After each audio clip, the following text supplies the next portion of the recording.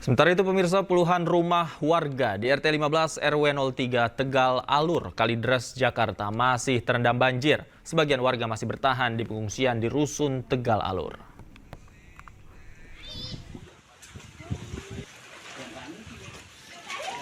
Sudah 3 hari ini puluhan rumah warga di RT 15 RW 3 Tegal Alur, Kalideres, Jakarta Barat terendam banjir. Sempat setinggi 1 meter, saat ini air mulai surut hingga tinggal 50 cm. Warga mengeluh kawasan ini memang menjadi langganan banjir, terlebih jika diguyur hujan lebih dari 1 jam. Banjirnya semana tingginya? Kemarin sama saya segini nih, saya kan orangnya segini ya, pokoknya hampir segini dah, seketek. Saya seketek, kemarin. Gede banget, tahu. Kalau sekarang? Sekarang tuh udah sedengkul. Sebagian warga yang mengungsi sudah kembali ke rumah, di mana sebagian lainnya masih bertahan di lokasi pengungsian di Rusun Tegal Alur. Dari Jakarta, Miftahul Gani, iNews melaporkan. Pemirsa, jalan tol Sediatmo arah Bandara Soekarno-Hatta mulai bisa dilalui kendaraan pasca banjir yang terjadi sejak Rabu. Sementara korban banjir masih bertahan di sejumlah posko menanti bantuan dari pemerintah. Oke, bentar ya Pak, bentar ya.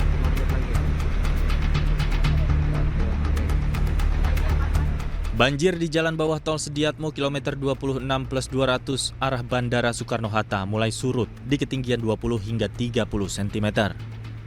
Akses bawah tol Sediatmo kini sudah dibuka sejak pukul 9:40 waktu Indonesia Barat untuk para pengendara di lajur 2. Sebanyak 4 unit pompa air dikerahkan guna mengurangi air di ruas tol.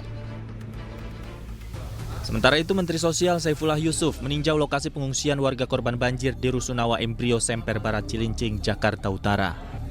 Dalam tinjauannya, Menteri Sosial memastikan kebutuhan ratusan pengungsi yang terdampak banjir terpenuhi selama berada di pengungsian. Kementerian Sosial menyediakan 5 dapur umum yang nantinya akan menyediakan masakan siap saji bagi para pengungsi. Sebanyak 3.000 makanan siap saji akan disediakan Kementerian Sosial untuk para pengungsi terdampak banjir.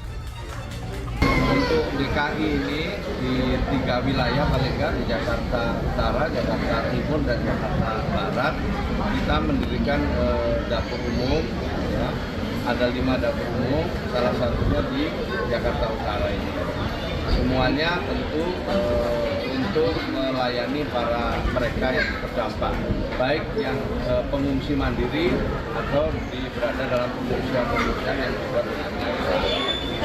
Nah, setiap kegiatan seperti ini kita selalu memberikan dukungan seperti obat-obatan ya, yang dibutuhkan. Ada posko kesehatan juga di sini dari pemerintah provinsi atau juga Pemkot DKI dan Pemkot Jakarta Utara, dan juga ada kasur, ya, bantal, kemudian makanan untuk anak-anak dan lansia secara umum untuk mereka yang terdampak.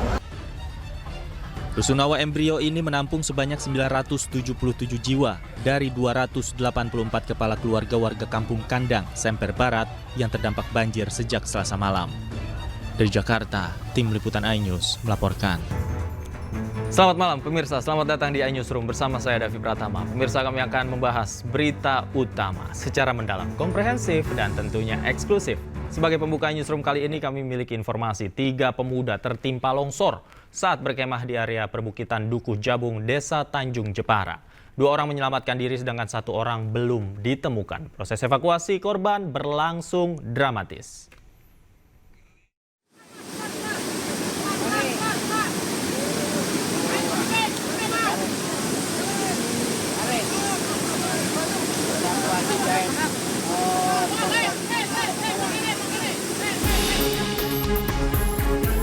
Proses evakuasi korban longsor di perbukitan Dukuh Jabung, Desa Tanjung Jepara, Jawa Tengah berlangsung dramatis kemarin sore.